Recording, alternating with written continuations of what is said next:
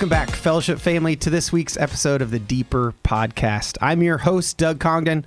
With me as my co-host today is Amy Weatherford. Amy, welcome back. Thanks. It's great to be back since last week. Yeah, right. Yeah. I mean, you were in this chair. I know. And I don't want to be in that chair again anytime soon. I don't know. Pressure was on. You have a big job to fill. I do. Thank you, especially when I have co-hosts like you. Yeah. So Brian is out. He's in Texas. I'm guessing right now, if I know him well, he's laying out in the sun, just like kind of getting a tan. You know that he loves sunbathing. That's who he is. Okay.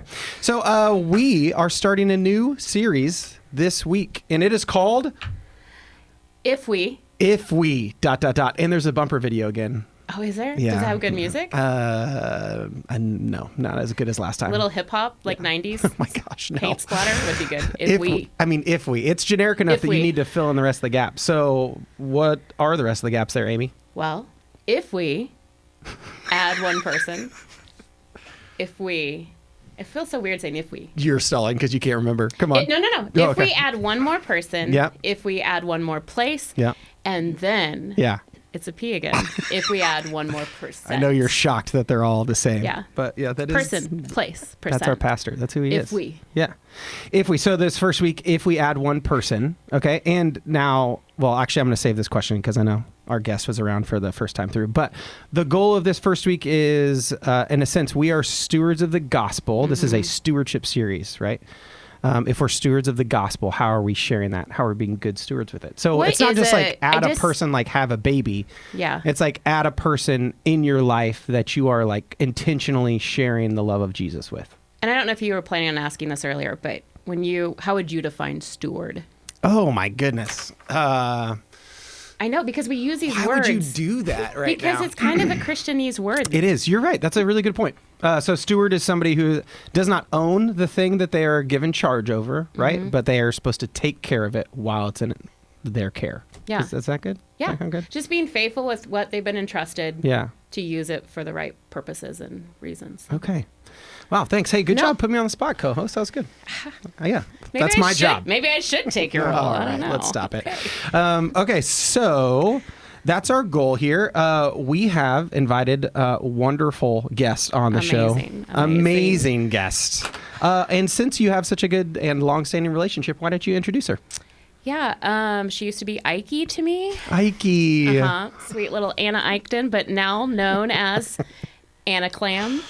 You might know her from the stage with her beautiful singing voice. You do know her from the stage for sure. But yes, Anna Clam is joining us. How often do you like up there these days? Well, these days with Riley, our daughter, it's hard to, coordinate with that. So I do it like once every other month, which is good. Like, I like that. Chandler's up there every month, which if people don't know Chandler, they should. That's my husband.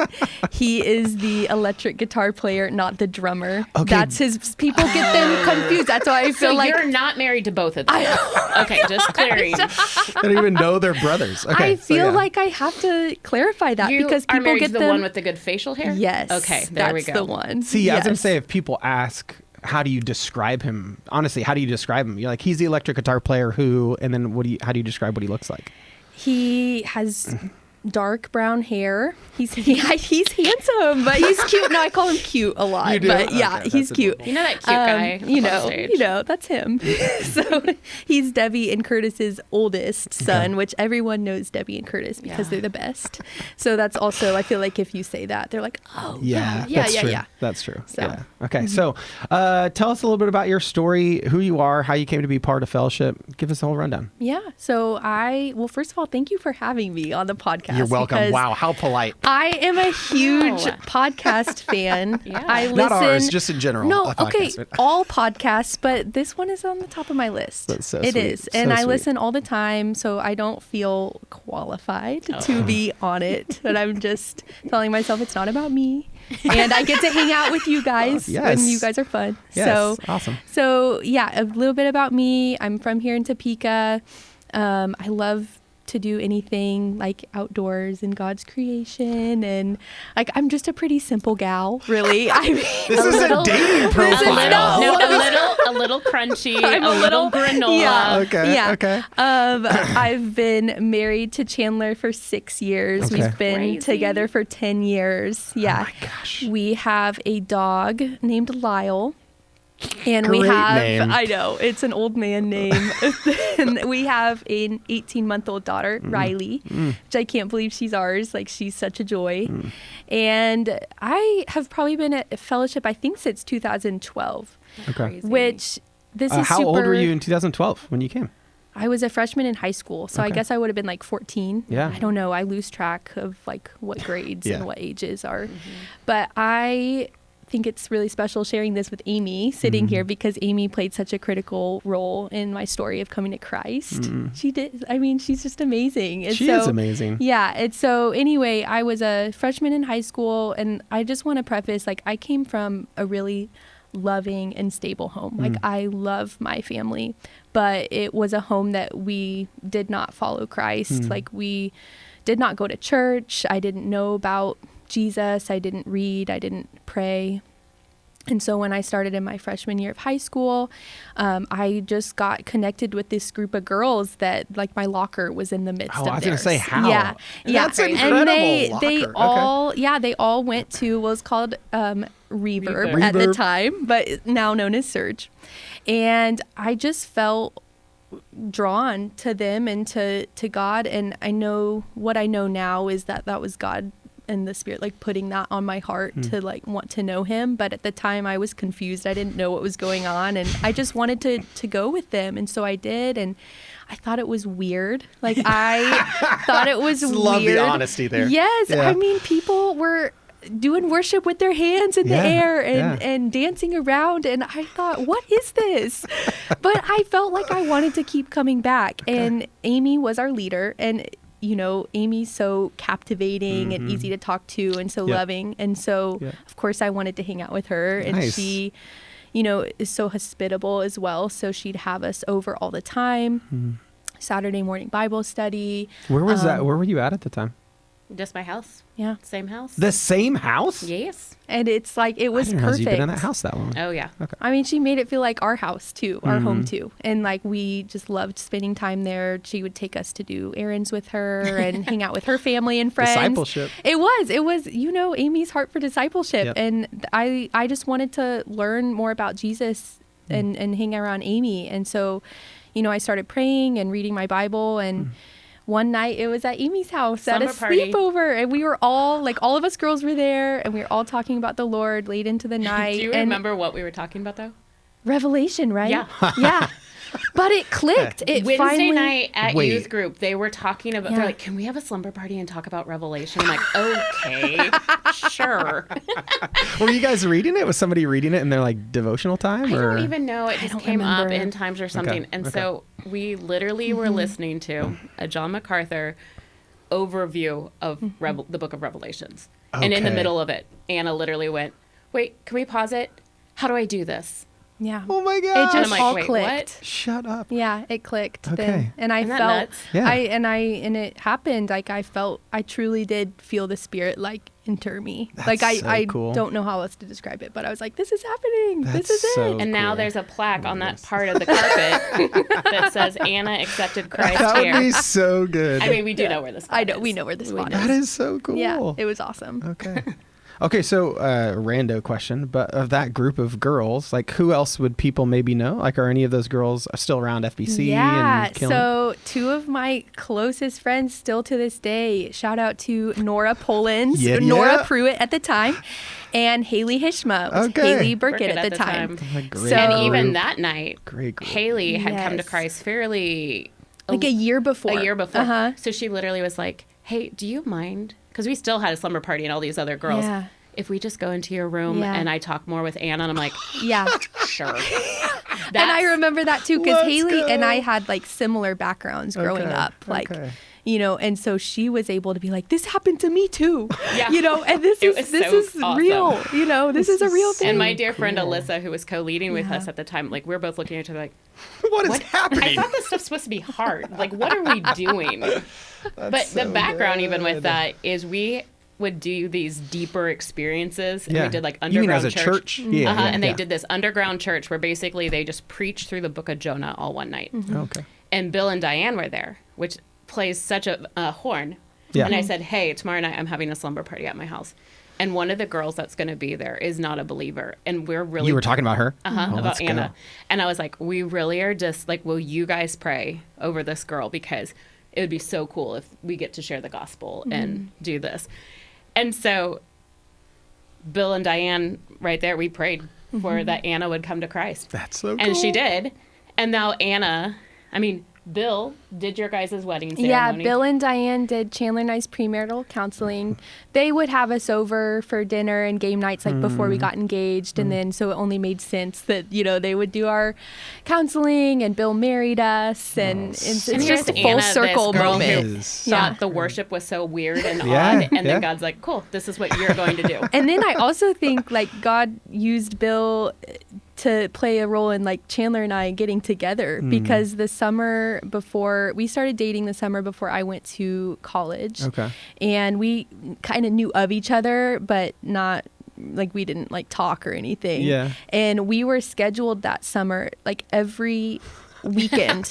And so I don't know if it was the Lord, but maybe Bill was playing some sort of social experiment. I don't know.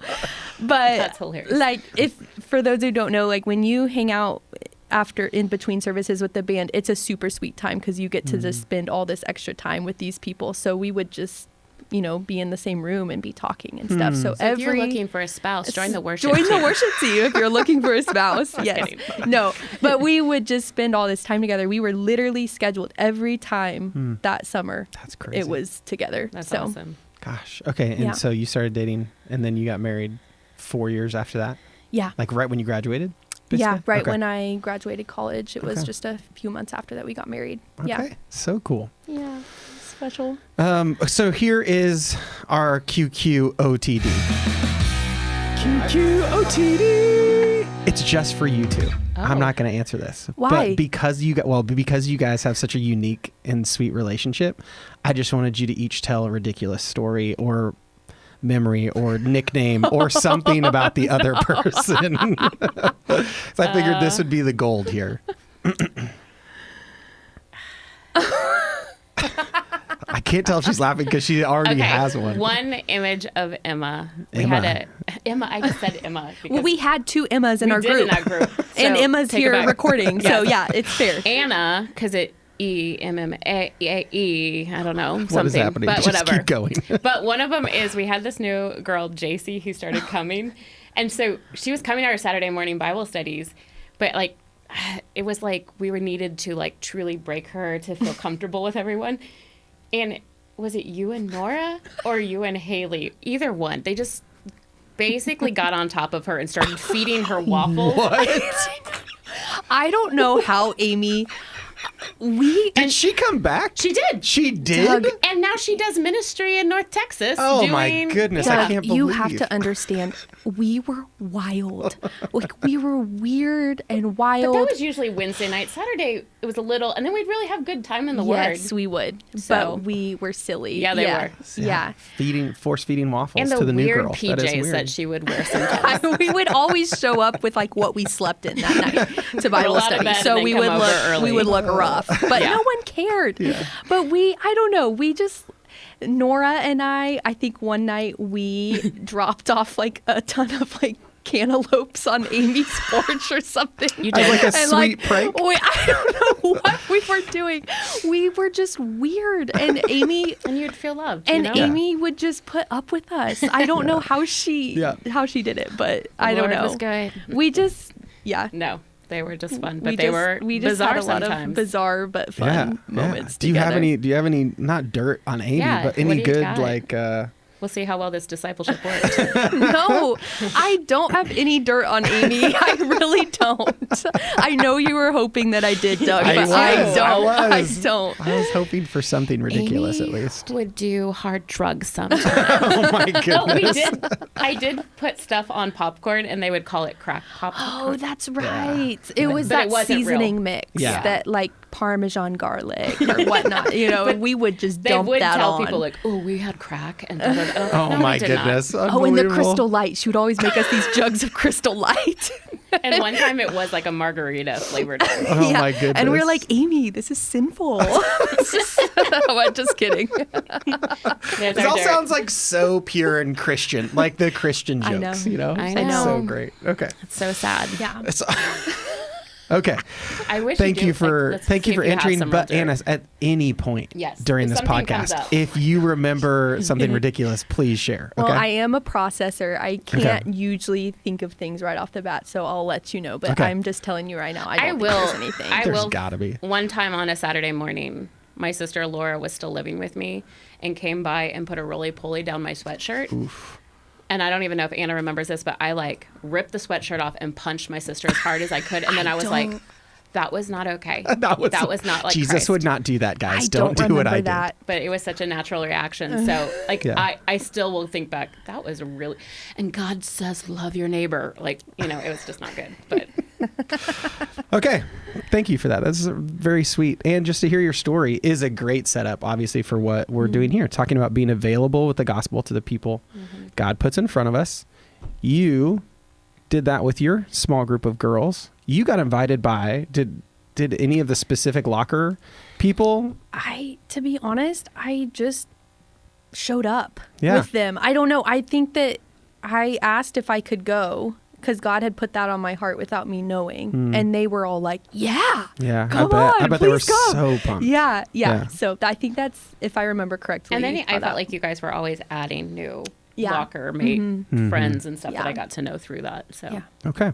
So between the three of us, we've been Christians a long time, right? So we have had, I would say, a lot of opportunities probably where God has placed before us either a conversation or a person or even a group of people that he's called us to be good stewards of the gospel to.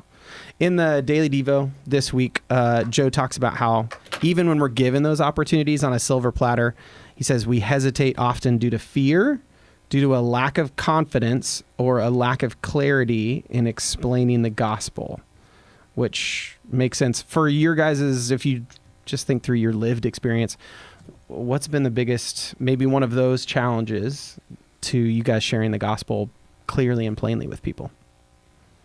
Yeah, I think one of the things is for me, I get nervous that I'm not going to say it correctly and I'm going to stumble on the words. It's not going to be clear. It's going to make them feel weird. Yeah. And I was just reading just this past week in Ezekiel when he's calling Ezekiel to go talk to the rebellious people. And he's telling them, it doesn't, like, just say it. Like, they may not hear it, right? Am I saying this correctly? Like, I'm not always the best at, like, paraphrasing scripture here, but I just remember him just saying, like, go and tell them. They may not hear it, but they will know that I've put a prophet among them.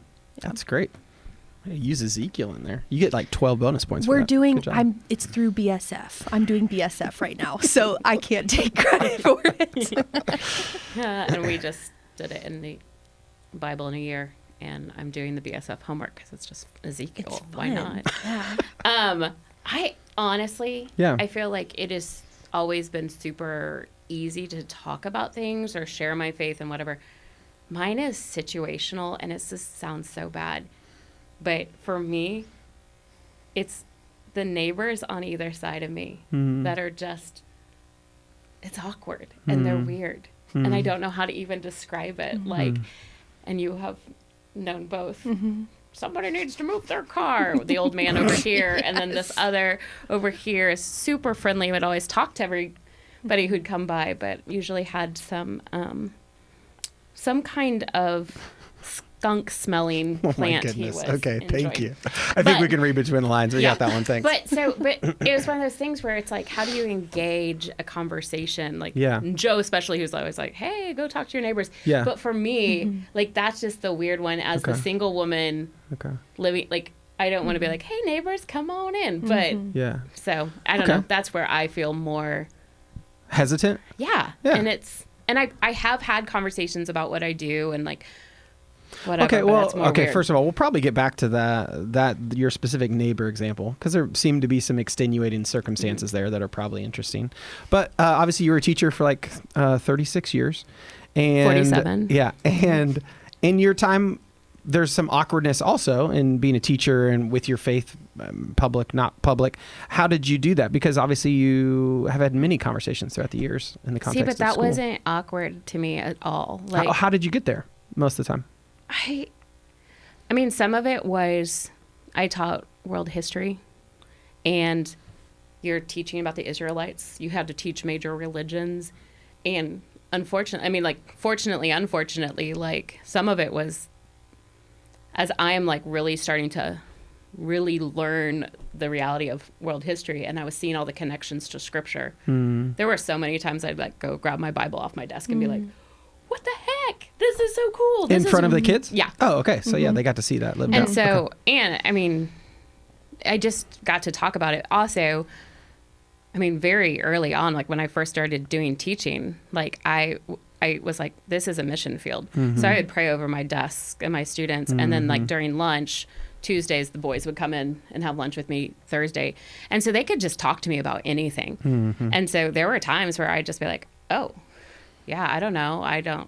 That's not something I'm used to, or, you know, and they were allowed to talk about whatever. And even in parent teacher conferences, I think people just knew I was the Christian teacher. But I remember my very first parent teacher conference, this mom's like, I know you're helping my daughter with math, but could you help her find God? And I was like, Wow. I was like, I mean, if she asks questions, she can ask, but it doesn't. So you pretty quickly got the reputation of she's a Christian teacher. Yeah. Like you were bold enough or blunt enough in your teaching that people just knew. It's who I am. If you talk to me, I'm going to talk about something, and I might be like, God's cool. Like he da. But then even with coworkers, I do remember a couple awkward times where like our secretary came in and had something major going on. And this was when I started really having to step out of my comfort zone and praying for somebody right there rather than just saying, I'm going to pray for you. Yeah. And I just remember praying over my secretary, and you walk by a public I was about to say, classroom somebody's in public walking school, past that you door don't and sees usually it. see two of the employees like embracing each other in an extended amount of time, but somebody else must have walked by and seen me like hugging this secretary and praying over. And then later that afternoon during my plan, one of the teachers walked in and said, hey, I think you were praying for Marla. Would you pray for me? And I was like, yeah, what do you want prayer for? Love it. So, I mean, I just think Yeah. for some reason that was easy. Yeah. Okay. Even though I've heard for other people it's not easy, right? Feel like they have to walk the line, and maybe have gotten in trouble even for saying something faith related in front Maybe of a I was classroom. edgy and I was like, fire me for this. I don't know. I don't care. I could go teach Don't somewhere take else. my Jesus. Yeah. Like, I don't know. It just never was awkward. And that's Okay. why it's embarrassing that it's weird to talk to my neighbors. That's not, again, we'll get into that probably a little more later. But okay, Anna, talk to me about your career, Yeah. what you've done, and again, part of this is tougher for Amy and I at times because our coworkers are all believers, right? We work in Yeah. the church, We so so hope so. we sure do. Gosh, I hope that's a prereq. So tell us about your own experience in the workplace, neighbors. Like, who do you come in contact with the most that this is an opportunity? Yeah, sure. So first, it doesn't come naturally. Like, I love John Mark Comer in one of his books. He said, I just want to mow someone's lawn and hope that they meet Jesus that way. And I related. true. I love that. I related to that so well. good. But I'm a registered nurse. I've had a few different positions with that in the last, 6-7 years. I don't know. I've lost track, but I have gotten the privilege of taking care of patients in some of their darkest and like most vulnerable times. And I really wish I could tell you guys that I took full advantage of that. I did not. Like it's seldom that I've like prayed for a patient, and I so badly wish that wasn't the case. Like I wish that I'd taken that opportunity more. Yeah. But I will say that the Lord's placed on my heart my coworkers. That's awesome. And with nursing, you get to know your coworkers so quickly, like on a deeper level, because you're dealing with traumatic things together and you're working together as a team. So it just doesn't take long to build that rapport with them and to start hanging out with them outside of work and Nice. whatnot. Okay. And so I have gotten the chance to share my story with quite a few of my coworkers. And Nice. sometimes that looks like tidbits of my story or things about God, like in a group setting conversation. But there's been times where it's been one-on-one. And those have been encouraging times. And I feel like I could really feel the Spirit like prompting me and leading me in those situations. Yeah, for sure. Yeah. When you think about what led to those conversations, is there a pattern at all of either like tough patience or tough shared trauma, whatever, shared experiences like that have led to those? Or has it more been just like a general conversation that you start about like church or, this is what's going on in my life? Yeah, that's a good question. I think it more so is just talking to them and getting to know them. And I really do enjoy asking questions to get to know people. And like, I want them to feel listened to. And then just when they ask about my life, like, what did you do this weekend? Like, oh, like I was at church and I did this at church or whatnot. And so I do talk very openly about my faith at work and with my coworkers. And there's a coworker that has become a good friend. And, she, we were hanging out one day after she had just had a baby, and it was like the Lord was lobbing me a softball because she was like, I really want to learn more about God. Like, I want to know more about his word. I want to be, I want to be a part of a group that I could learn about his word with, because I get confused reading. And I said, me too. That doesn't ever go away.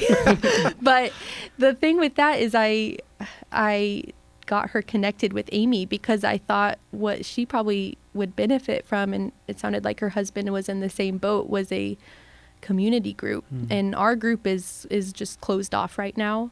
And so I didn't know if Amy knew of a group that was maybe forming or needed or was looking for another couple. And then as weeks went by, I felt convicted by that because I was like, I'm the one who knows this friend. Like Amy's amazing and Amy's so good at connecting people and she's fully equipped and like the Lord can use Amy. Absolutely.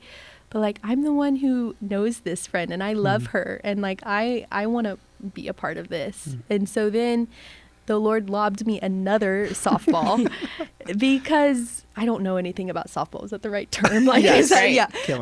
Okay. She's a hockey girl. I'm a golf girl, So anyway, he gave me another chance because, this same friend, she came to me, she had a neighbor and friend who goes to our church and was going to do the women's study this summer. Nice. And I was like, I'll do it with you. Nice. Like, sign me up. And bonus, your lovely wife Lee was teaching, which I could listen to her all day, every day teach. Like, she's so amazing. Nice. Thank you.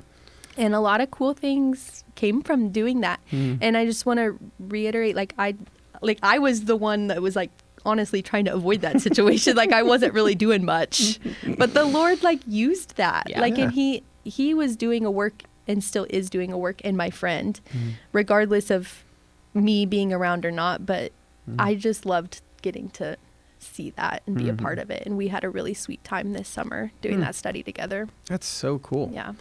And any updates on how that... Yeah. She and her husband, and their kids, they've been coming here. Nice. And, we got to have some cool conversations over the summer too. Okay. Like, I remember, well, first of all, she rolled up with a King James Bible. Yeah. Which, no hate for those who... Yeah, you better be careful. But I'm not smart enough to read that translation. I need ESV. Oh my gosh. And so I just left that night feeling like, I want to go get her an ESV study Bible. And I remember Amy got me my first Bible. So I remember... What kind was it? An ESV. Oh, back then, too? Yeah. Was it a study Bible or was it a regular one? Was it like the big fat study Bible? No, it was a little cute red one. Yeah. And I love it. For like the young high school. It was pretty much, it was like that. And I will never get rid of it. It's just super special. That's awesome. And so I just remember that. And I just felt like the Spirit was prompting me to go get a Bible for her. So I went that night and I picked her out one. I put it in her locker the next day, and which sounds like school, but it's actually a different locker. Nurses have lockers, you guys. We don't have desks. This is the lockers. Big theme in Anna's spiritual journey is lockers. Yeah, I didn't even think about that. We're really tying it all together. So funny. So anyway, she saw it and she was so happy. And she's like, thank you. Like, I wanted a different Bible, but I didn't know where to start. Like, I didn't know what to get. Yeah. And so I thought that was cool that the Spirit, like, just led me through that. Like, when I was driving to go get it, I was like, I don't know, Lord, is this like, am I doing this right? Like, is she going to think is she could be like weirded out that I like got her a Bible? But no, like she was grateful. And, we had cool conversations throughout the summer. Like there's one Bible study that beforehand she was telling me like, I know that God is loving, but in the Old Testament, he can seem really harsh. Yeah. And I was like, yes, he can. Yeah. And we kind of talked through that a bit. And then Lee got up to teach, and I swear she hit on that, like so to the T. Like, and afterwards I asked my friend, like, what did you think about that? Like, did that help you understand that better? Like, did that help you wrestle with it more? And she's like, yeah, that makes so much sense. Like, I feel so much better about that. So, oh, that's so cool. Yeah, it's really cool. It's just cool to see what God, what he does, Yeah, I think based on some of the stories you're saying about how the conversations begin, and your phrase that you said, I wrote it down just to make sure, but if you talk to me long enough, you're going to hear me say like, God is doing this and God is doing this. And I think that's probably a big key for this that we don't really think about. If you're in what we like to call relational evangelism, basically like you're not going to a person with the idea that like you're going to sit down with them and share the gospel word for word in that moment and they're going to become a Christian, but it's more like you see this person as a child of God that you're going to be friends with. I think the bad tendency is to John Mark Comer it and just be like, I'm going to serve this person, but never say anything. Yep. And the truth is, I think it takes somebody who's actually living life with Jesus and thinking about their life through those terms, and then for them to be able to say just very simply as a matter of fact, this is what God is doing. Yeah. I was at church this weekend and this is what I learned. Or I was listening to some podcast recently, and they were talking about the importance or the ease of sharing the gospel by starting by saying, this is what I love about my church. And so just talking about the positive parts about Christianity and the church and how people want to ask questions about that. But I think like my wife, part of the reason I married Lee was because she just like couldn't stop talking about God. Every phone conversation we had, she would talk about what the Lord was teaching her. And that was so rare that I just didn't find people like that. And I find myself still being bad at that. Like I have friendships, I would say, again, working here at the church, most of the people I know are believers. So my neighborhood is generally what I see as like the clearest mission field I've been given. But like I've been friends with some of those people we've lived there for 6 years now. And like 95% of our conversation is just about weather, sports, kids, stuff like that. So many opportunities for me to say this is what God is doing, but I don't take it either because I am afraid it'll feel awkward since I know they don't believe in God, or I don't want to scare them away from think I'm a weirdo. But I do feel like if you're able to sprinkle that into your conversation, it's such a nice way of opening people up to the idea of what you believe and how you think as a Christian. But I just think I stink at that too. I mean, I think when you talked about you're afraid you're going to mess something up, I was like, I'm not afraid I'm going to mess something up. I am afraid in general that I'm going to mess up the friendship. Like I could give the gospel clearly, but I am super people pleasing person who's afraid that I'm going to introduce awkwardness into a relationship. I do think though that if you have that relationship already built, like I don't think that does damage it. Like if you already have that rapport built with them and they trust you and you guys have a good time together. Yeah. Like I really think that like it's not going to hinder it, but I get the fear. Yeah. Like I get it. Because in reality, if they've walked with you enough, Doug, they know what's the joy in you. They know you do love Christ. And I laugh because I look at you and Lee as like, that's how I want to be. And I make the excuse of, if I'm married, then I'll do this with my husband or whatever. But like, you have neighbors who are walking with the Lord that attend to fellowship. Yeah, right. Because of relationships and friendships and... Yeah. Or at least engaged into the life of the church. Yeah, sure. You have, the friendships and stuff have brought them to fellowship. Yeah. And so to me, I think it's like, I feel like growing up as a kid who was trained, like literally we went into a mall in Denver, Colorado, and we're trained to just go up to somebody and engage the gospel. Yeah. Cold turkey. Here we go. Yeah. And so I can do that. And there have been opportunities where literally I am engaged with a conversation with somebody, a perfect stranger, and I've shared the gospel. Yeah. Or something is happening and we're helping someone and I'm like, hey, let me pray for you. Da-da-da-da-da. Like I can do that. But where the fruit is the relationship. And that, and God, I trust that God will take that person. I may never see them again, whatever.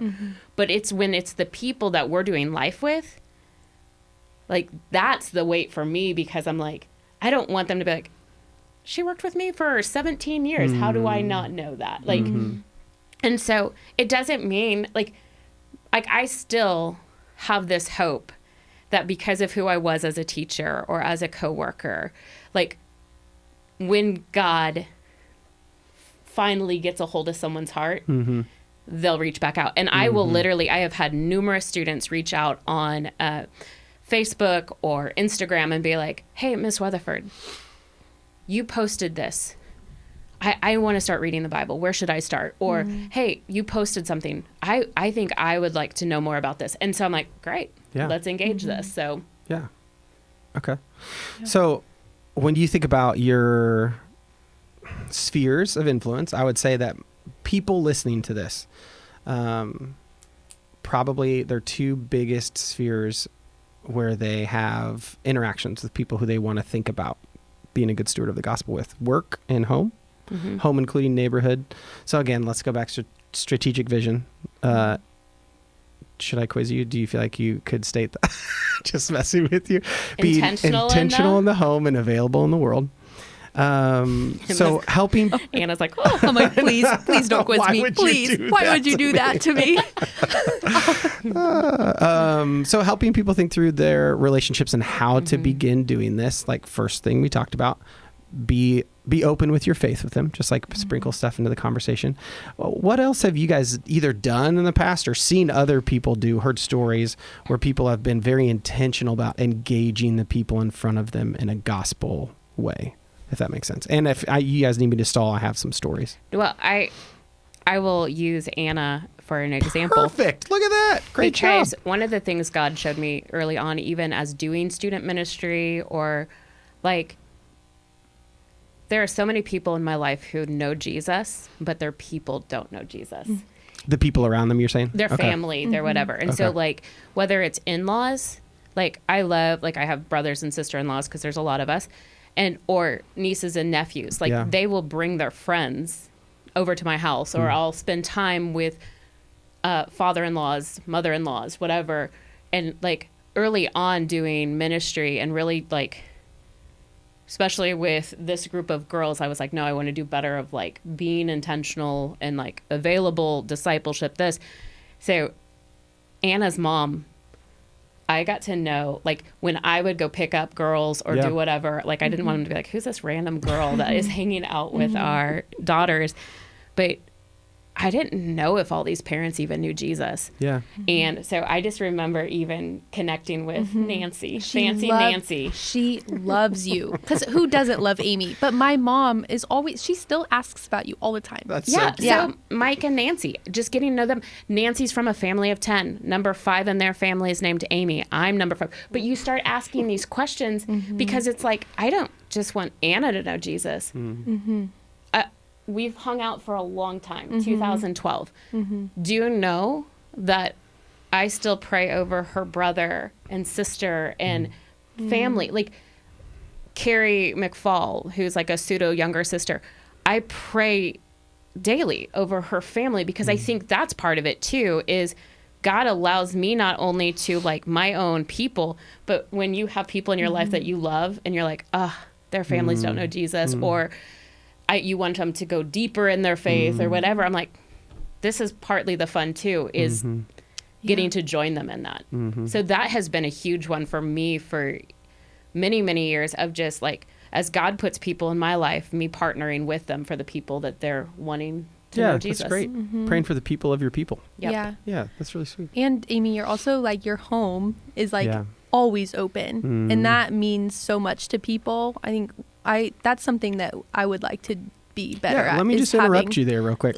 Because this is a great, I was reading a evangelist. His name's Steve Childers. And he has a church movement, but he said the key to 21st century evangelism is hospitality and will be hospitality. And I just thought, oof, that's so interesting.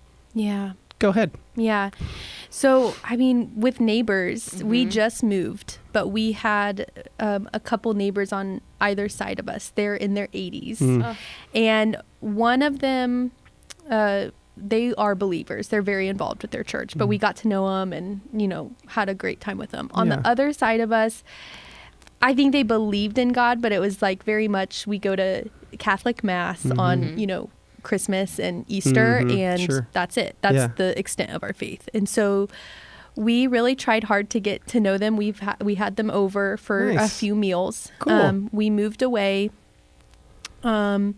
They just reached out recently. They had a bunch of tomatoes, and so the neighbor, he texted me and asked if they could come by, see our new house, drop off the tomatoes, see Riley. I said, of course, come over. We had, breakfast and stuff together. And I was asking, how are the new neighbors? I was hoping to get some dirt on them.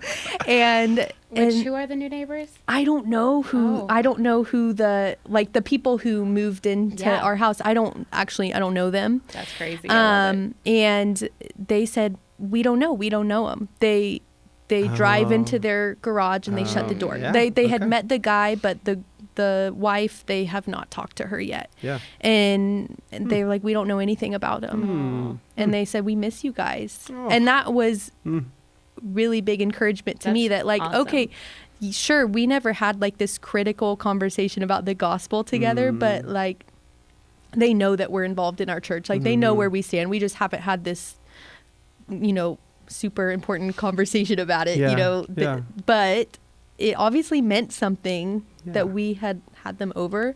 So that was just really good encouragement for me. Okay, I want to do this more. Now we have a whole new street of neighbors that we don't know, and so now that just encouraged me to be okay, let's have some people over for dinner. That's so great. Even if it can be weird. And it will with some of them, and probably, it will be sure. weird with some people. Yeah. But let's that door hasn't shut with that other neighbor. Right. Old neighbors, Yeah. which is so cool to see what God does. Yeah, absolutely.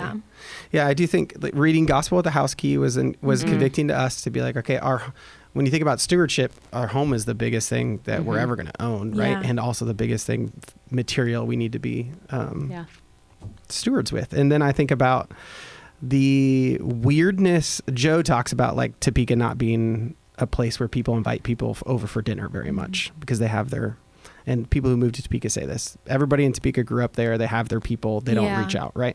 So I do think hospitality breaks down walls people aren't really used to. And again, inviting somebody across the threshold of your home into your personal space with your pictures and your memories and all that stuff, I think you break down so many more walls so much quicker in that. And we're in a society where I just feel we don't have a lot of sitting next to somebody for long periods of time to be able to get into deeper conversations. And I feel dinner is a great time to do that. Yeah. But you've always been hospitable, right? This is on your list of things that define who you are and who your ministry is. Yeah, but I think it was partly because I think that's how my parents were. We never knew who would be randomly at our house or who we were taking in. But I feel when we talk about being a good steward, and we're going to be talking about even how we use our gifts or what we have and all these things, for me, I'm I may not have much, but my home, as little and cozy as it is, has been a perfect avenue. And honest truth is even when my sisters were in college, different girls at different times came, either if they were really new in their faith. I mean, there's this gal named Kelsey Thompson, Kelsey Dodd, who, she was fairly new walking with the Lord when she came to live with me when she was in college. And that's fun. Just even opening a home where they're with other believers. And so I think it's why I love nieces and nephews now being in college and high school or middle school, and they can come even with their friends and engage this crazy aunt. But I get to have those conversations. I don't know that all my nieces and nephews are walking with the Lord, even though their parents are. And so that's us being intentional. But a home is such an easy way to instantly be like, oh, you really are letting me in your space and making me feel like valued, because we don't let just anybody in our home. Yeah, that's a good point. It does communicate value to somebody. I think that's a really good way of saying that.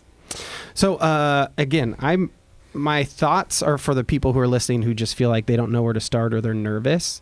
So I'm just going to encourage you. We have in our staff meetings, our small discipleship staff meetings and our whole ones, we have time where we share what we call strategic vision stories, which is basically how are people in our church living this out that you've heard of.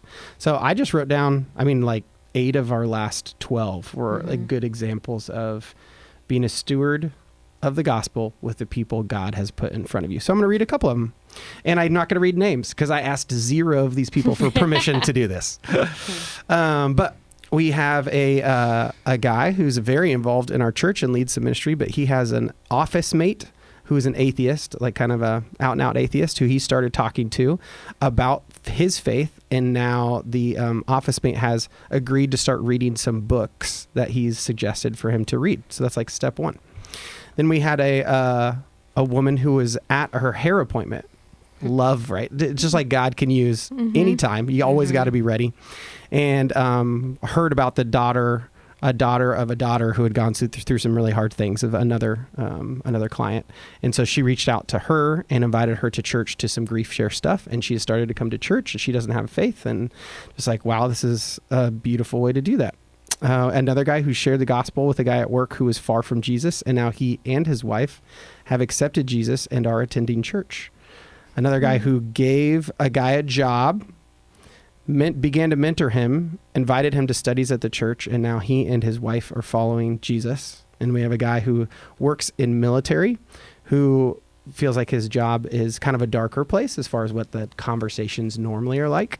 But he has been bold in his last couple of years about talking about how he goes to church every week and what God is doing in his family. And so over the last couple of years, he's invited, I think, like, as far as I know, because this is my guy, I wrote his story down. It's like 4 or 5 couples and husbands to church, and a couple of them have come and I've gotten to meet them. And it's like, okay, this is what it looks like. And a lot of these are conversations at work about Jesus, about church. And I think that God is going to use all kinds of random things, but if we don't have our eyes open for it, I think, we can miss it at times. I do think back at my opportunities that I feel like I've missed and just really, I'm sad about it. Right. Yeah, me too. Yeah. So that's the last thing I think Joe talks about, and we'll talk about this weekend. Again, we didn't have a run through, so hopefully this is what he talks about. But praying for the opportunities. And I think praying for the opportunities also just opens your eyes to see them when you otherwise wouldn't. So any other thoughts before we close? No, just yes, sharing you have that. to say yes. You say no, and then you fill it in. So any other thoughts? And you say yes. Yeah. Okay. What do you got? I just, even as you're saying, I'm like, I could start tearing up because I know this is Joe's. Every week he says, look around this room. And even with all 3 of our services, if people actually went out and did that, these are simple things. Yeah. And here's the honest truth. We don't have to worry about saying the right thing or whatever, because ultimately it's the Holy Spirit doing the work. He just wants us to be a part of it. And so we're just being available in those moments. But I was like, throughout like even the Devo and different things, as Joe's just like, what potential could this our church body have if we really just were faithful with our story and sharing the gospel to someone? And I'm like, you listed like 5, whatever. Yeah. But think of the thousands of people that the impact of Topeka, and I'm like, this just gets me hyped even more. Like, and it's the simple things, inviting neighbors over for dinner or just even getting to know, like as somebody's out doing yard work and you are just engaging that conversation. I do think it's easier than, I think we allow fear to get big in our heads, and then we think it has to be some grandiose thing, but it really is just small steps. And once you start building those relationships, naturally people want to lean and ask more questions. Anna, I loved you said earlier, just like when you start asking more questions and getting to know someone, they in response tend to ask more questions, and just opens that door. And so we just have to learn to do those things. Yeah. And I also remember still vividly like what it was like to not be a believer. And like the way I would describe it is like this void in me that nothing could fill, no one else could fill. And like I feel like I'm rich in like my family and, you know, the people around us, but like they're still not enough. Like they don't feel that like Jesus does. And so like I think people are searching, like even if they seem like they have it all together, they're searching. And so yeah, I've just found a lot of peace in asking the Spirit for help when I'm at work and going through those conversations. That's awesome. But I'm also like, there's been plenty of times where I've missed opportunities and I'm sad about them too. Like I get that. But yeah. it is the Spirit. Like it is. Acts it's the Spirit. 1:8. We talked about it every week when we went through the book of Acts. We always reference that. But like Spirit empowered. Like we're being sent out by the Spirit. So we are definitely not alone in it, and He will provide us exactly what we need to say in those moments. So that's what's so cool. Just it is. It's okay to even in those moments. Okay, Holy Spirit, give me with the words. But prayer is huge. Yeah. Yeah. Great segue. So will you pray for the congregation, pray for people listening, and again, as we talked about it, pray for our eyes to be open to the opportunities God has in front of us already. Right now. Thanks.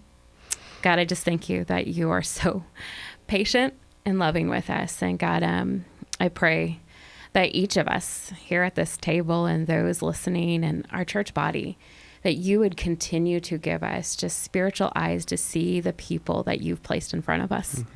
And God, whether they know you and just need encouragement and to be reminded of the gospel and your goodness and your hope and your faithfulness, or they haven't met you, they haven't encountered you yet, Lord, like Anna said, like each of us has this void and this emptiness that we're searching when it's not you. And even when we put our hope in other things, when we have you, we feel that need to come back to you. And so, God, I just pray for easy next steps of just a conversation,